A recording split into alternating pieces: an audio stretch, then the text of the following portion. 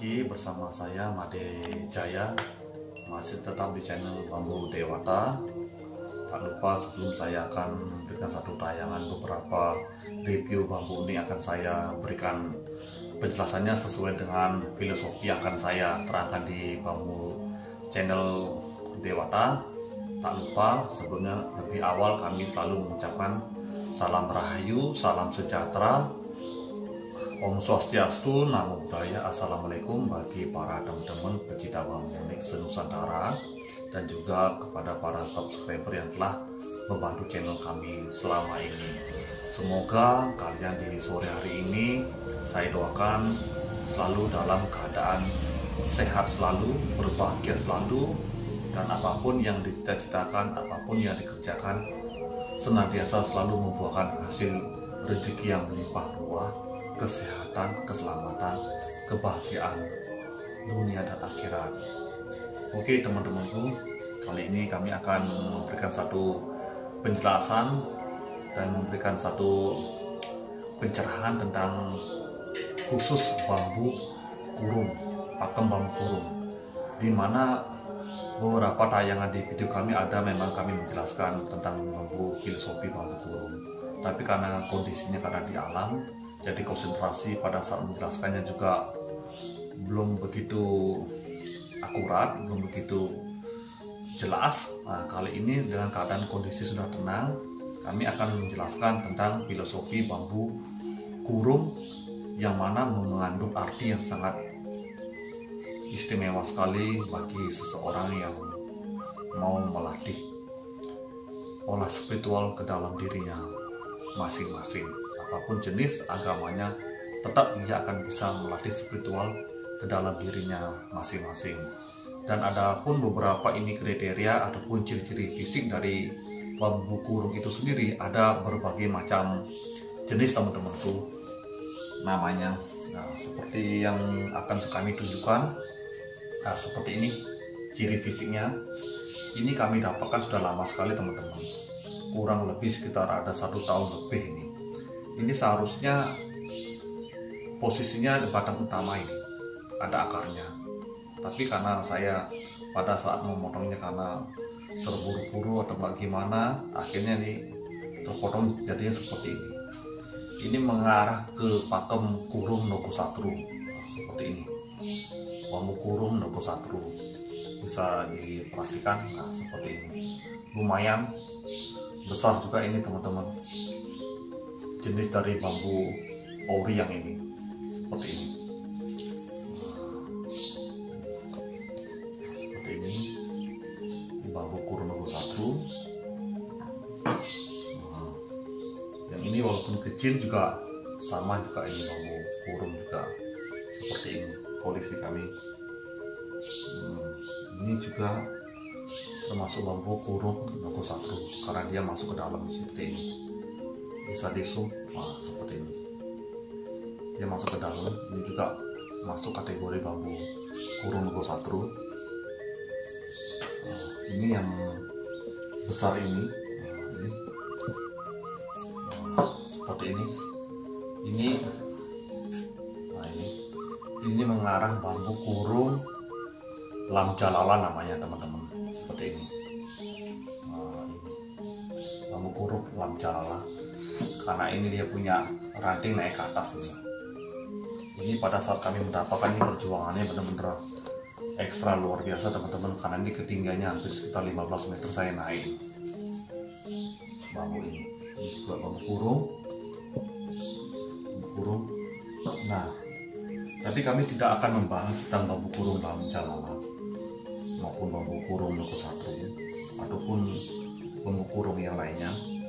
Khusus kami di sore hari ini akan membahas bambu ini, karena setelah saya perhatikan, walaupun ini belum sepenuhnya menjadi sebuah bambu kurung teman-temanku, tapi setelah saya pantau, setelah saya pelajari, ini saya dapatnya 2 hari yang lalu ini.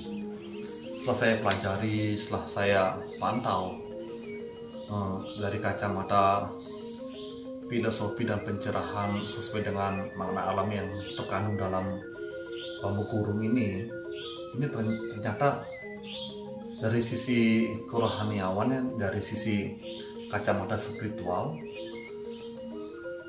penggambarannya sangat memberikan makna yang khusus teman-temanku. Ibaratkan seseorang teman-teman di saat dia menjalani sebuah olah spiritual maupun olah meditasi. Makna dari bambu kurung ini sesungguhnya termasuk mengurung hawa nafsu yang ada dalam dirinya sendiri. Apapun yang muncul dalam diri sendiri itu benar-benar dikurung rapat ini. Jadi tanpa ada kebocoran sedikit pun. Kebocoran-kebocoran itu terjadi karena efek dari luar dirinya sendiri. Mungkin karena kena godaan harta benda yang tidak jelas, godaan dari wanita-wanita yang tidak jelas, godaan dari caranya dia mencari nafkah juga yang tidak jelas, dan juga godaan-godaan dari pergaulannya yang tidak jelas. Nah, itu yang kadang-kadang kalau tidak mempunyai satu benteng dalam dirinya sendiri, tidak bisa mengurung kewaspadaan dalam diri sendiri, dia akan mengalami sebuah kebocoran. Jadi setelah saya pelajari bambu ini, inilah yang dikatakan dia mengalami sebuah kebocoran, teman-temanku. Jadi diusahakan teman-temanku, para pecinta bambu ini, kita semestinya setiap saat senantiasa selalu menjaga diri kita sendiri, agar jangan kita mengalami sebuah kebocoran-kebocoran di dalam diri sendiri. Apapun agama yang Anda tekuni, Anda yakini, kuatkan tekadnya untuk memahami ke dalam diri sendiri. Dengan kuat dan tekad keyakinan Anda memahami kepada diri sendiri, otomatis akan mempunyai satu benteng yang sangat kuat dalam diri sendiri. Apa itu yang dikatakan benteng yang sangat kuat dalam sini? Ada 3 hal, teman-temanku.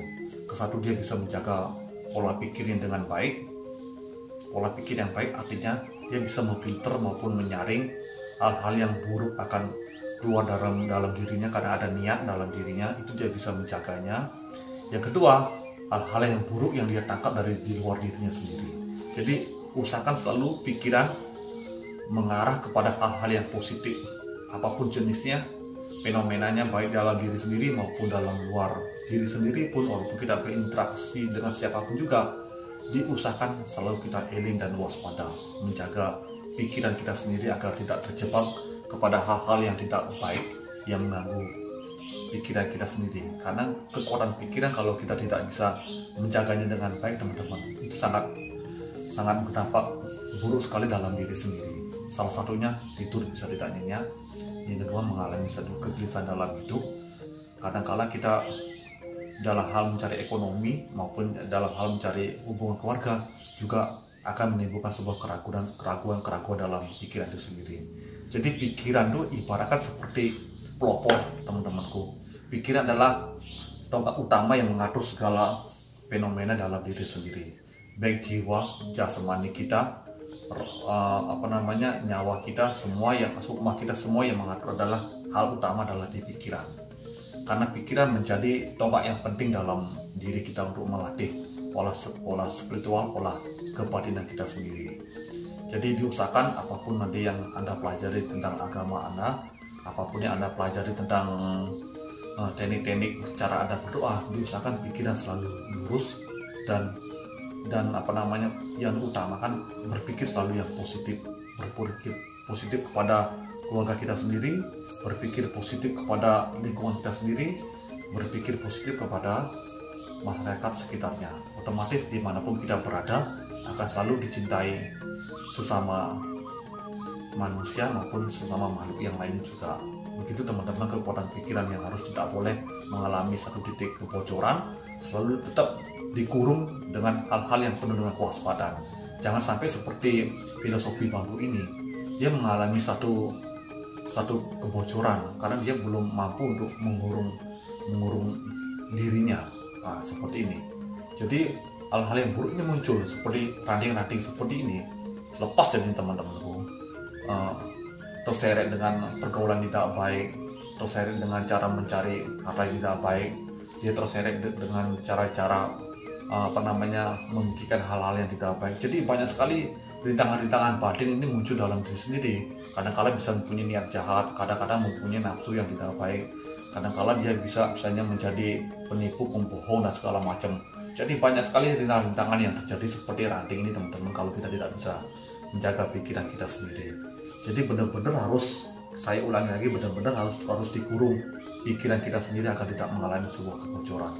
Itu dari sisi pikiran, karena pikiran tonggak utama untuk bisa merubah segalanya dalam diri sendiri, teman-temanku.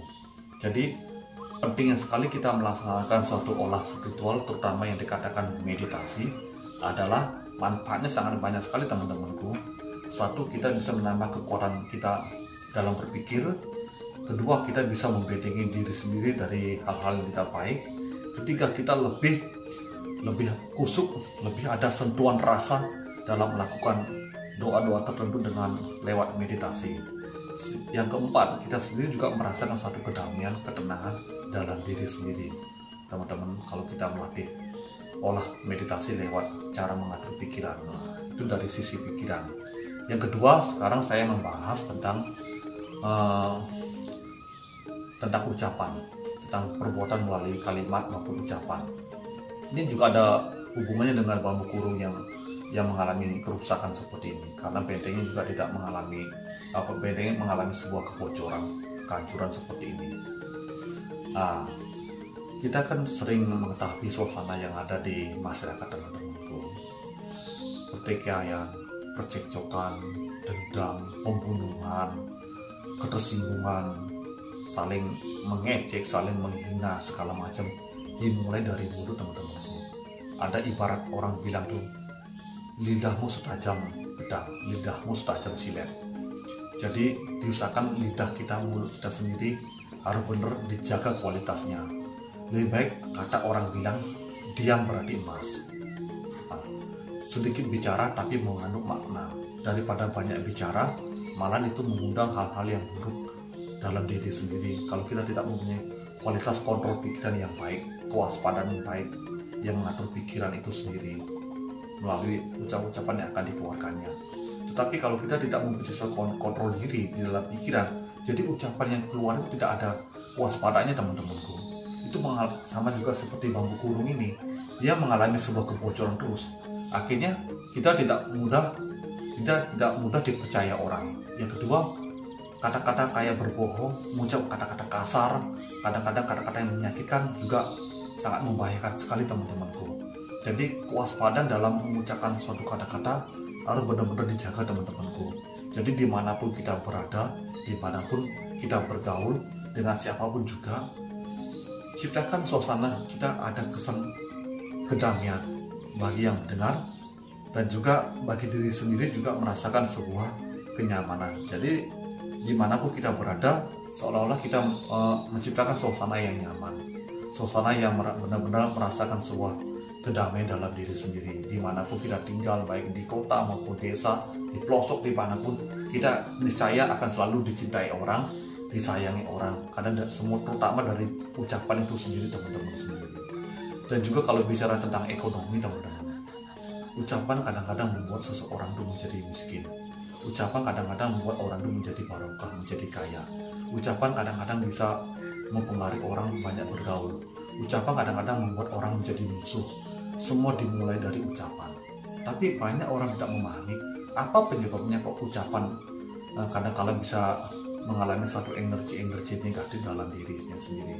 Itu tetap yang tadi saya bilang, dimulai dari pikiran. Seperti ranting ini dimulai dari pikiran. Makanya penting sekali menjaga kualitas pengendalian diri dari pikiran.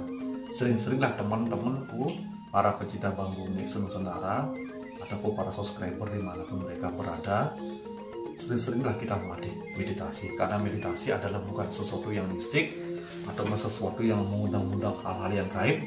Karena saat ini saya menjelaskan tentang meditasi lewat filosofi bambu unik ini dari karya seni alam yang saya tangkap.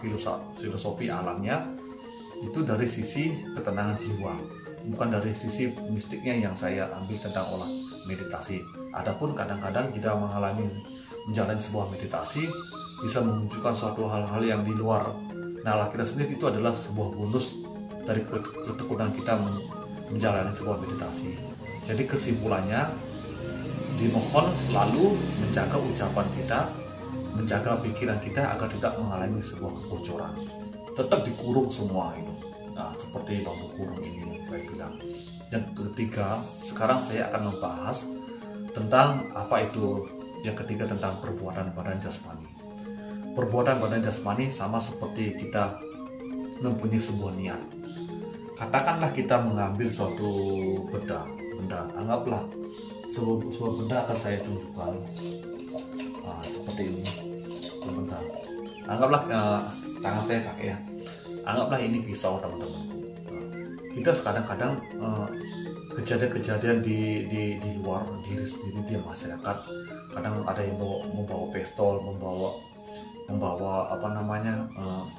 pisau segala macam, terjadi pertikaian, pembunuhan, perampokan segala macam, pembegalan di mana-mana.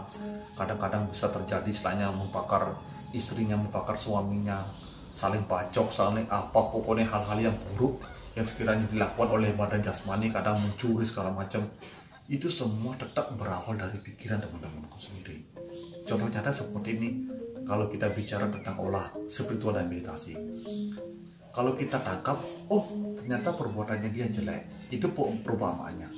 Tapi setelah kita saring, ada 3 hal yang menggerakkan sebuah perbuatan itu menjadi hal-hal menjerumuskan ke hal yang tidak baik. Itu dimulai dari pikiran teman-temanku sendiri. Pikiran merekam sebuah gejala yang tidak baik. Itu dari memori alam bawah sadar kita rekam. Nah, pikiran ini berkembang, turun menjadi sebuah tindakan dalam diri. Nah, tindakan inilah yang menjadi sebuah akibat, teman-temanku. Makanya terpenting sekali dari filosofi bambu kurung ini membuat sebuah kesimpulan, membuat suatu pencerahan yang sangat istimewa, teman-temanku, agar selalu kita menjadi orang yang mawas diri, selalu menjadi orang yang menjaga kewaspadaan kita. Kewaspadaan pertama yang dijaga adalah pikiran, ucapan, dan perbuatan. Yang manakala pikiran dan ucapan dan perbuatan kita kalau tidak dijaga, itu akan menjadi kehancuran bagi diri sendiri, teman-temanku. Jadi terpenting sekali tetap selalu menjaga kewaspadaan dalam diri sendiri, selalu tetap mengurung hawa nafsu yang ada dalam diri sendiri. Penyebab timbulnya hawa nafsu, teman-teman biar bisa mengetahuinya, penyebab terjadi timbulnya hawa nafsu karena adanya sebuah kemelekatan, melihat sebuah objek. Nah, objek yang membuat orang ini melekat inilah yang menyebabkan terjadinya timbulnya hawa nafsu, keinginan. Ya seandainya kalau hawa nafsu, keinginan itu hawa nafsu yang positif, itu tidak perlu lagi dibahas, teman-teman. Pasti akan mendatangkan sebuah kebahagiaan. Yang sangat dikhawatirkan karena hawa nafsu negatif itu yang menyebabkan banyak menjadi sebuah gejala-gejala di masyarakat ini mengalami sebuah tindakan-tindakan yang kurang terpuji, teman-temanku. Nah, jadi pentingnya sekali setelah saya memahami filosofi bambu kurung ini, walaupun tidak sempurna, ternyata memberikan satu makna yang sangat luar biasa sekali, teman-temanku sendiri. Nah, seperti ini, ranting-ranting ini saya anggap adalah sebuah halangan-halangan sebuah kehidupan, sedangkan lengkungan bambunya yang tidak sempurna menjadi bambu kurung ini yang belum bisa menutup, tidak bisa mengurung, saya anggap Islam mengalami sebuah kebocoran. Kurangnya ada kewaspadaan dalam dirinya sendiri, baik kewaspadaan menjaga pikirannya, kewaspadaan dalam menjaga ucapannya, kewaspadaan dalam menjaga tingkah lakunya sendiri. Nah, sedangkan lubang ini menandakan dalam dirinya sendiri sudah ada cerminan-cerminan bibit-bibit yang tidak baik yang mengganggu dalam dirinya sendiri. Maka terpenting sekali bagi teman-temanku para pecinta bambu Nusantara, saya tekankan lagi, apapun jenis agama yang Anda pelajari, apapun jenis ajaran yang Anda pelajari, tekuni, hayati, rasakan manfaatnya. Jadi benar-benar kita merasakan injeksi suara hati, suara cahaya Tuhan dalam diri sendiri, jadi lebih hidup, teman-temanku sendiri, lebih merasakan sentuhan-sentuhan dalam diri sendiri, merasakan sebuah ada taste, ada rasa yang benar-benar membuat kita tuh tersentuh. Kadang-kadang kita menangis, kadang kita bahagia. Itulah rasa-rasa yang benar-benar kita mendapatkan sebuah hidayah dalam diri sendiri. Nah, jadi kesimpulannya saya ulangi lagi, filosofi bambu kurung ini artinya menandakan selalu tetap kita mengurung hawa nafsu dalam diri sendiri, mengurung hal-hal yang tidak baik dalam diri sendiri, agar kita menjadi manusia yang berguna di masyarakat, di keluarga, maupun pertanggungjawaban kita nanti kepada Yang Maha Kuasa yang telah menciptakan kita sendiri. Makanya saya sendiri sebagai pembolang bambu ini, intinya saya mencari bambu. Tujuan saya juga akan mengupas tuntas filosofi kehidupan yang saya ambil dari sisi bambu kurung ini sendiri.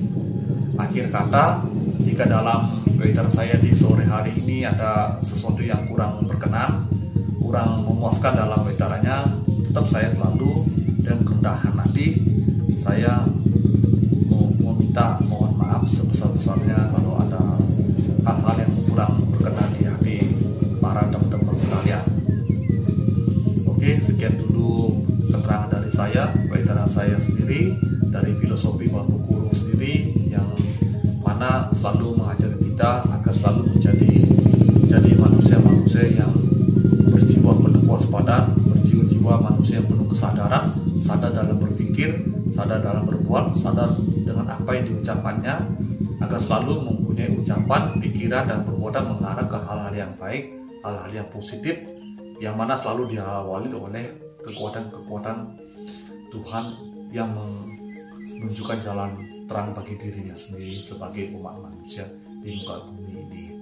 Salam damai, salam sejahtera, salam kebajikan, namo buddhaya, assalamualaikum, om swastiastu bagi para teman-teman pecinta bambu senusantara. Rahayu, rahayu, rahayu.